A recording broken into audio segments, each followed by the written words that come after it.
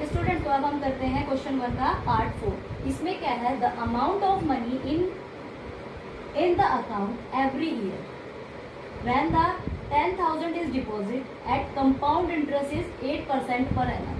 तो इसमें हमें क्या निकालना है, जो हमारा प्रिंसिपल है ये रेट ऑफ इंटरेस्ट ये है, इसके अकॉर्डिंग हमें क्या निकालना है, हमें कंपाउंड इंटरेस्ट निकालना है। तो हमारा वैसे अमाउंट का फॉर्मूला क्या होता है बेटा, ये देख लो पहले, क्योंकि ये आपकी क्लास 8 में था। अगर फिर भी फॉर्मूला याद नहीं है तो अमाउंट का फॉर्मूला होता है प्रिंसिपल ब्रैकेट 1 प्लस में रेट, तो आपको दे रखा है रेट ऑफ इंटरेस्ट अपॉन में 100, उसकी पावर क्या है टाइम।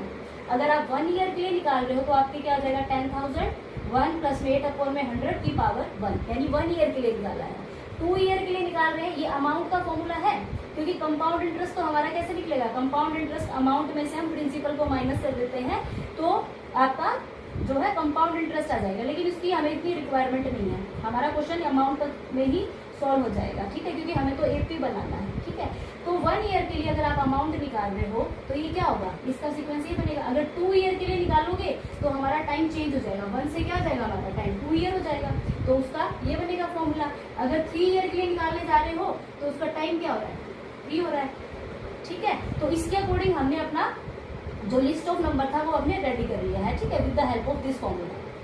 अब आप देखना कि ये 80 है कि नहीं। आप देखो जरा, मैंने एलसीएम लिया 100, तो 100 में आप 8 ऐड करोगे तो ये क्या आ जाएगा 108 अपॉन में 100 की पावर 1, ठीक है बेटा, ध्यान से देखना। तो हमारा जो फर्स्ट डिजिट है यानी A1 मेरा क्या बना, A1 मेरा बना है ये वाला, ठीक है।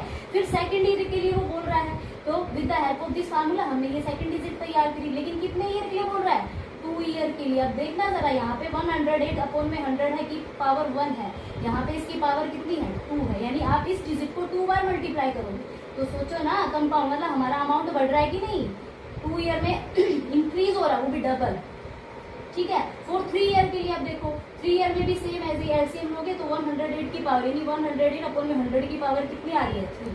तो क्या आप कह सकते हो कि इसका डी हमारा इक्वल आ सकता है, नहीं आने वाला, क्योंकि डबल इंक्रीमेंट हो रहा है उसके ऊपर, ठीक है। तो डी हमारा क्या हम लिख देंगे इसके रीजन में। अब आपको सॉल्व करने की ज्यादा रिक्वायरमेंट नहीं है, क्योंकि यहीं से आपको पता चल रहा है कि ये जो लिस्ट ऑफ नंबर है ये एपी नहीं है। तो लेकिन रीजन तो हमें डालना पड़ेगा। रीजन में हम क्या लिखेंगे कि डी इज इक्वल टू क्या होता है A3 minus A2 and A2 minus A1, वो हमारा इक्वल नहीं आएगा, तो आप लिखोगे D is equal to A3 minus A2 is not equal to A2 minus A1, so hence this is not an AP। Okay, आपका जो क्वेश्चन है यहाँ पे कंप्लीट हो गया। ये मैंने तो आपके फॉर्मूले मतलब आपको फॉर्मूला अगर याद नहीं है तो इस फॉर्मूले के अकॉर्डिंग हमने ये सीक्वेंस तैयार किया है, इसके लिए तो यहाँ तक आप क्वेश्चन कर सकते हो, ठीक है। Okay, thank you.